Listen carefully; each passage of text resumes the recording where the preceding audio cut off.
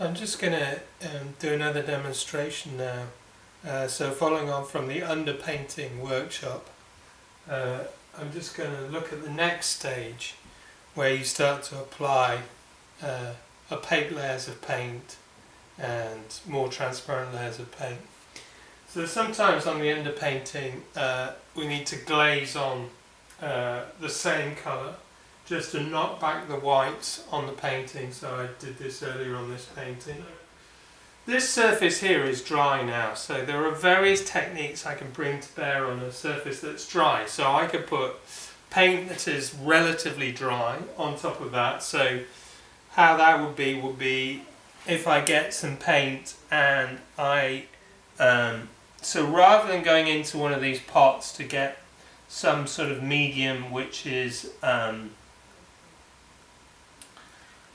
with which I can thin the paint, I'm just going to use paint directly from the tube. So I've got a kind of grey colour here. This is a sort of warm grey colour that I mixed up, and if I apply it to an area of the painting, following on from some marks like these marks here, I'm just going to lay it on the surface here, and I'm dragging the brush against the surface, across the surface, so that what I get is kind of broken brush marks there, and what that reveals is the painting underneath and the colour underneath. So then there's a relationship between the colour I've just put on and the painting underneath, the layer beneath, which is the underpainting.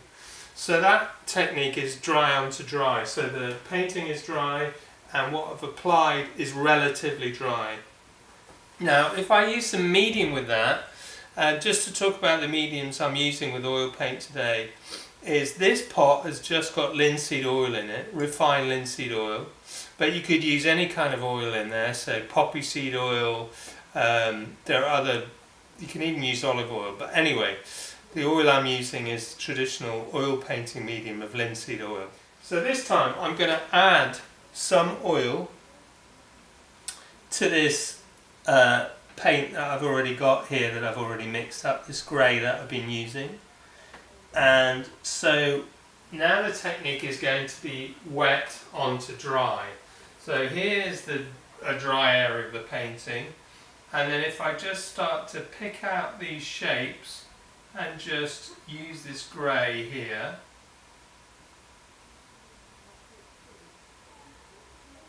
what you can see, the difference between this technique here and what I just did previously is that the paint is still, because this is opaque paint because it's got sort of grey-white in it, it's still slightly transparent. Opaque paint, if you put it on thinly and if you let it down with the media, they're still slightly transparent. This is wet onto dry, but it's a very different kind of look to the paint.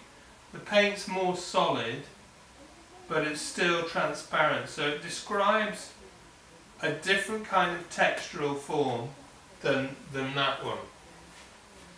So now here in this area I'm just going to demonstrate another technique which is wet into wet. Now at the moment this is dry, but if I take a little bit of transparent colour, so here with this yellow lake, I'm dipping my brush into the Terps medium, and then I'm picking up a bit of the paint, I'm making it quite wet, and then I'm just going to glaze over this area here. So here I'm just softly glazing in this colour. I'm actually going to take it over a few other parts of the painting that I've worked on before, so you can see how this glaze is affecting some of these whites, so it's picking up on what was already here and tinting them with this kind of yellowy brown colour from the glaze.